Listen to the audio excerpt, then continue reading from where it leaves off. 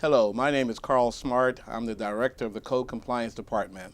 Thank you for the opportunity to present our financial forecast for fiscal year 2014. This is an organizational overview of Code Compliance Department, starting with case investigations. We've got property maintenance and housing, nuisance abatement, dangerous structures and zoning in our case investigations. And also in our license registration compliance, there's a number of programs including hotels and motels, mobile home parks, billboards, short-term rentals, and waste hauler licensing program. In support and transfers, this section covers our administrative support efforts along with human resources, fiscal support, planning, safety, and training, etc. Our key performance indicators, here are a couple of graphs that show the number of code cases investigated and the number of cases per inspector. It shows that both items increased in the year, fiscal year 2012. We attribute that to an increase in the demand for code services. It appears and is apparent that the more outreach that we do, the more we educate the public, the more calls that we receive for service.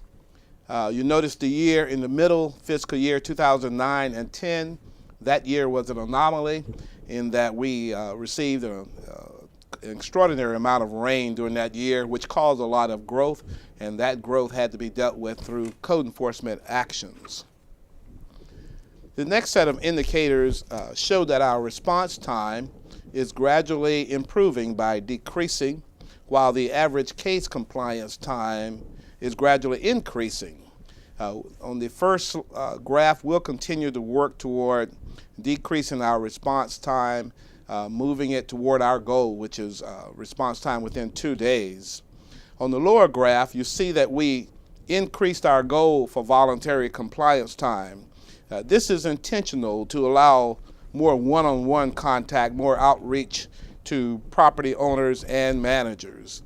And we'll continue to strive for quick and effective resolutions to all our code violations while realizing that some cases will naturally take more time. The citizen survey results show a steady increase in the satisfaction level for our citizens, the satisfaction level they have for code enforcement. This department was created in fiscal year 2010. The black lines indicate the benchmark with other large cities, and you'll see that we are already exceeding that benchmark. We'll continue to strive to be the best code compliance department in the country and exceed that benchmark on an annual basis. This fund summary represents projections of resources and funding that are needed to help move this relatively new department into a stronger, more effective, more efficient unit in 5 years. It shows mild increases in the revenues and expenses in FY14 and subsequent years. The staffing plan for fiscal year 14 through 18 shows some increases in each of the programs, each of the areas that code compliance handles, starting with neighborhood code inspections and proceeding with commercial investigation, multifamily rental inspections, short-term rentals, license and registration. The deliverables that we intend to provide are, one, a much better response time to all our complaints. The neighborhood code inspections will have more inspectors on the ground working with property owners and managers, working with neighborhood associations in order to improve our response time and also increase the compliance. Secondly, code inspectors that work closely with neighborhoods to resolve problems will be doing that in areas where there's the most code problems, the areas where code compliance is most needed. Thirdly, we'll move more from a totally reactive department into a more balanced department with balancing our reactive activities with our proactive services. Number 4, effective handling of the city's growing number of rental properties, whether short-term or long-term rentals, including aging multifamily complexes.